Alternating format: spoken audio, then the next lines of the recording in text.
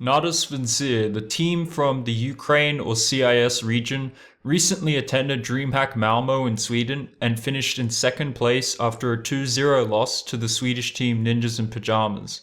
And what's most interesting about this event is that NaVi was one of the heavy favorites to win this tournament. Now, I'm going to push a controversial set of opinions today, but it's important that you understand contextually why NaVi blew this tournament and some of the problems you may not have identified with this team.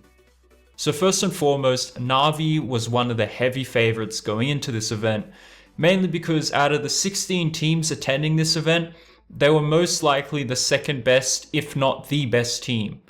Now, if you look at it from this perspective, other than Luminosity at this event, NaVi were really the only team to be consistent enough to make finals. And also at this event, there was no Fnatic.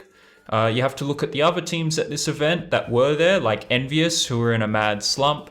Virtus.pro looked to be improving, but not so much to where they could get to their usual 2015 form, so they probably wouldn't make the final.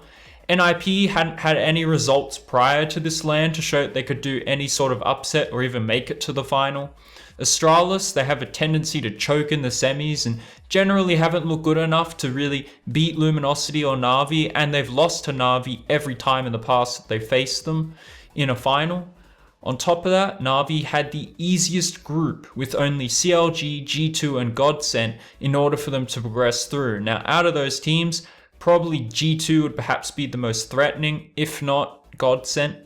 So when you look at it, NaVi were absolutely pegged to be in the final since they had the easy group and they maybe only had one team, which was probably Luminosity, to really worry about.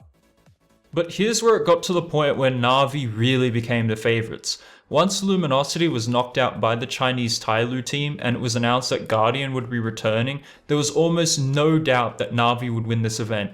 Analysts such as Yanko, Thorin, Richard Lewis, Sadakist, Moses, and Fiflarin pretty much all pegged at this point for NaVi to win this event. And considering at this point, they'd proven to be the most solid team left, so it was a really good prediction. But here's where it's really disappointing to see that NaVi couldn't even win this event, even though they had some of their rivals such as Fnatic and Luminosity no longer being a factor. So when you look at it this way, NaVi in essence basically threw away an event that they should have won absolutely 100% because their biggest rivals weren't there. They had the easiest group and there was basically no competition for them to really lose the event at all. Now, secondly, you have to look at how NaVi were performing, because at this event, a very rare action occurred where NaVi ended up having 3 players on their team in what I would regard as top tier form in terms of performance. So we had the 2 highlight players of Guardian and Flamey show up as they usually did, but the important thing in this event was that Seized showed up. And he showed consistency throughout this entire tournament, which is an incredibly rare event for Seized. To put it into perspective, Seized posted a 1.27 rating at this event. His usual rating on average is a 1.04.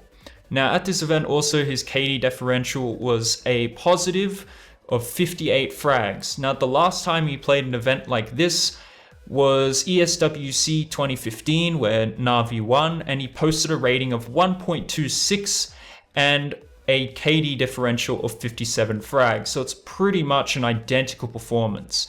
But you have to realize that this has always been a problem for NaVi, because in their rise to prominence, it really required for NaVi to find the talent in their players to be unleashed. I mean, Guardian for a while now had been carrying this team. He was by far their best player.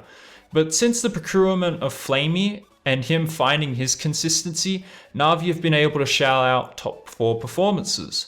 But when NaVi win their LANs is when 3 or more players are particularly on point in their team. So if someone like Seized or Edward shows up, that's when NaVi become incredibly dangerous and usually win events.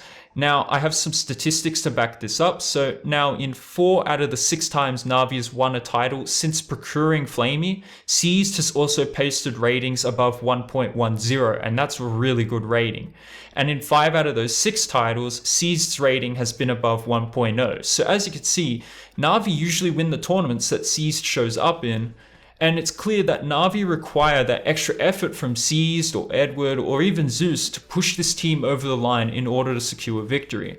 Now, I'm not saying that Seized was the problem here and that's why they lost the event, because he should be incredibly proud. I mean, he was the stat leader for this tournament with the second highest rating for the event, the highest KD differential, the 5th highest damage per round, the 2nd highest kills per round, and the highest percentage of multi-kill rounds out of any of the players at the event.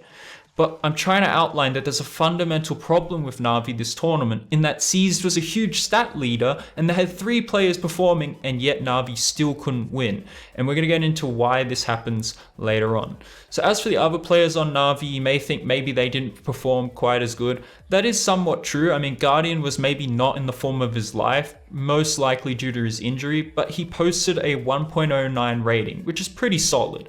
Now, Flamey, he posted an impressive 1.16 rating, and Edward also pulled his weight in a 1.06 rating. So as you can see, most of NaVi was actually quite on point for most of the tournament.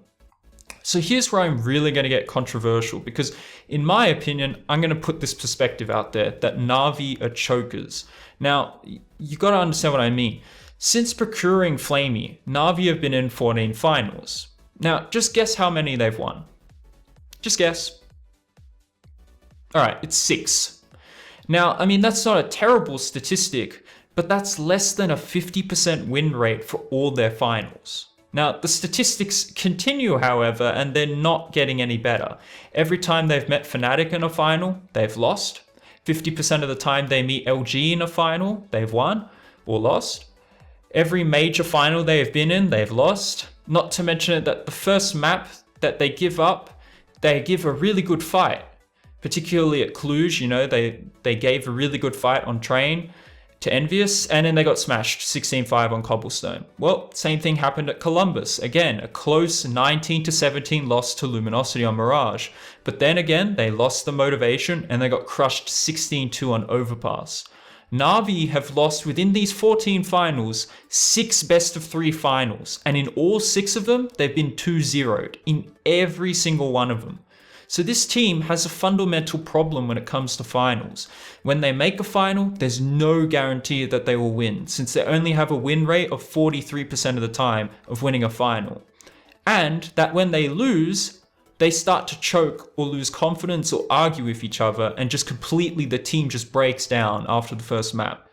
Not to mention that they've choked against different opponents too. So this is another problem that they have. Not only do they choke, but they're choking against different teams altogether. One time it's Fnatic, the other time it's Luminosity, one time it's Envious, the next time it's NIP. So this team inherently can't take the mental pressure of a final.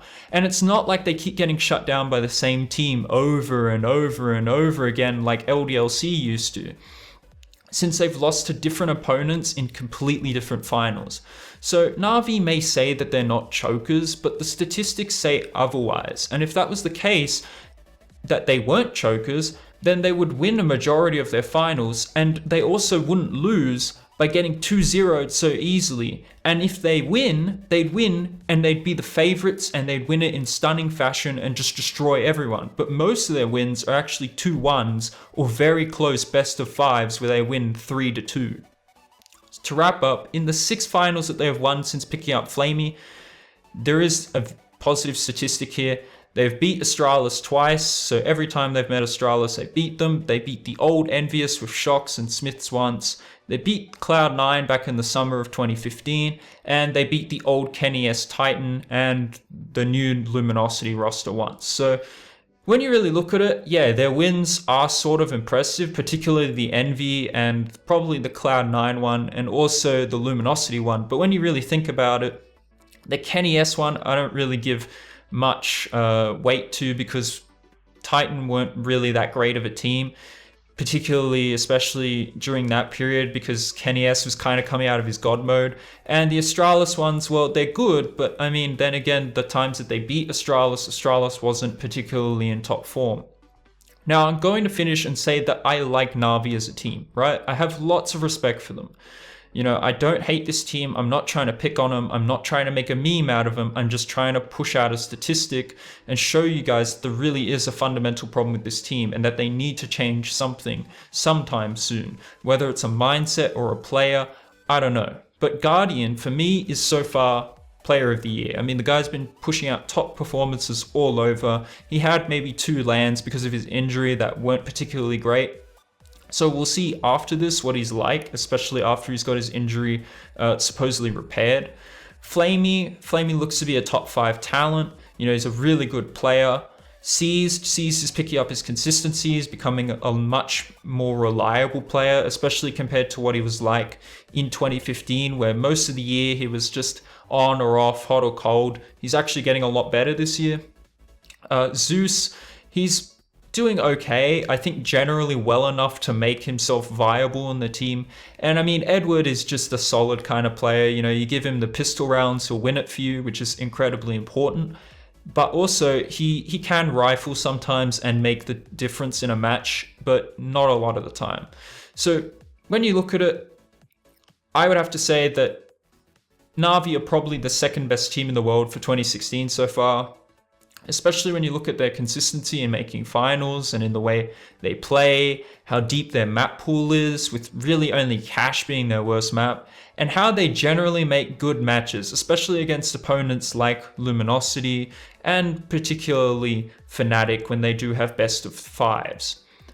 But they do have a problem where they choke in finals, and it's just something I wanted to peg out there because all these other analysts have put NaVi up as this super team.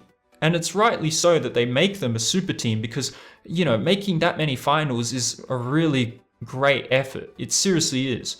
But we have to remember and ground the gods and the beasts of and within our minds and look at the statistical standpoint of how well NaVi does in finals.